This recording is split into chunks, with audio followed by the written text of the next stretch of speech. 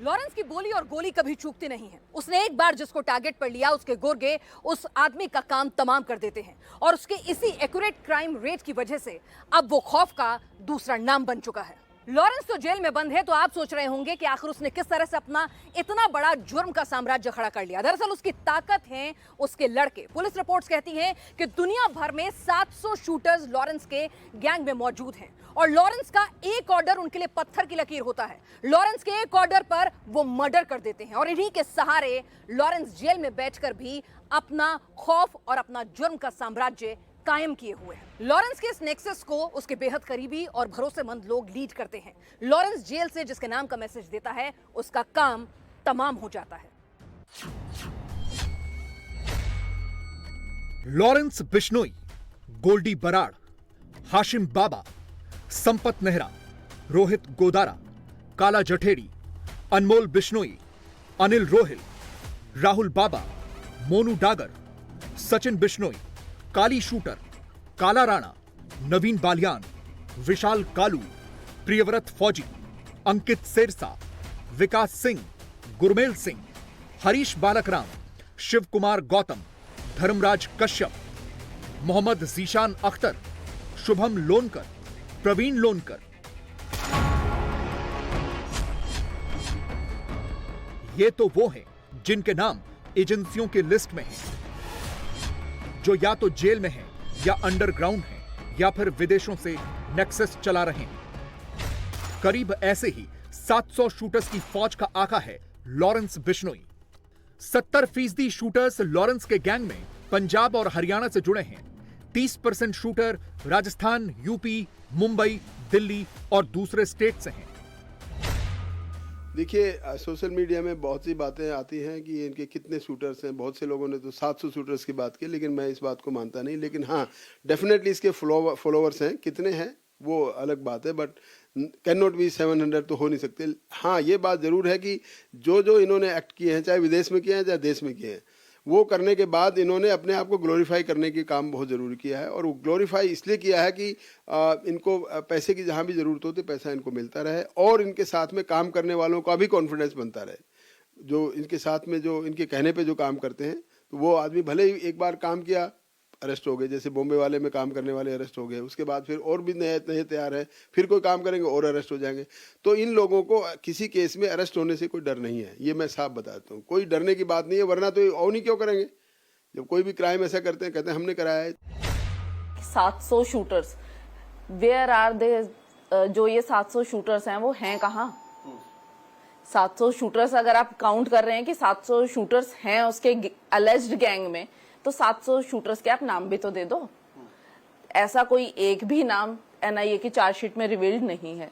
और जहां तक बात है कि एनआईए ने जो लॉरेंस बिश्नोई की सो कॉल्ड बी कंपनी जो उन्होंने डेजिग्नेट कर दिया, that is not a name given by Lawrence Bishnoi और someone else, that is given by agency itself.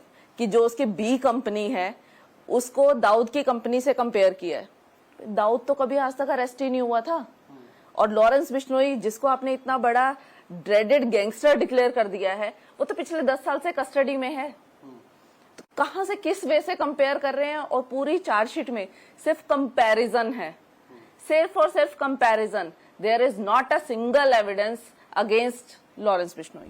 700 shooters Lawrence के इतने भरोसेमंद हैं, उनके लिए लॉरेंस के आदेश का मतलब पत्थर की लकीर, जिसका एक ही मकसद होता है ऑपरेशन को पूरा करना। लॉरेंस बिश्नोई गैंग में सबसे ज्यादा लड़के पंजाब और हरियाणा के हैं। उसकी वजह यह है कि स्टूडेंट लाइफ के दौरान लॉरेंस बिश्नोई पंजाब हरियाणा के स्टूडेंट लीडर्स के संपर्क में आया, जिनको लॉरेंस के अंदर एक स्पार्क दिखा।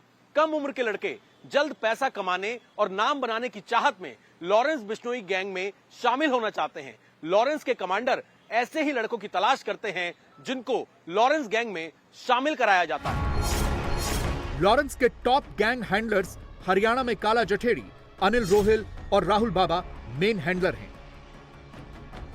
पंजाब में गोल्डी बराड़, विक्रम बराड़, अनमोल बिश्नोई, सचिन बिश्नोई, काली शूटर और कुछ लोकल गैंग भी लॉरेंस के लिए काम करते हैं। इनमें अब कुछ जेल में हैं या फिर विदेशों में हैं। कहीं न कहीं कभी न कभी कोई गैंगस्टर हैं वो अपने नाम को बड़ा परचम में ले जाते हैं। आज की डेट में लॉरेंस बिश्नोई का नाम उसी स्टेज पर आया हुआ लग रहा है।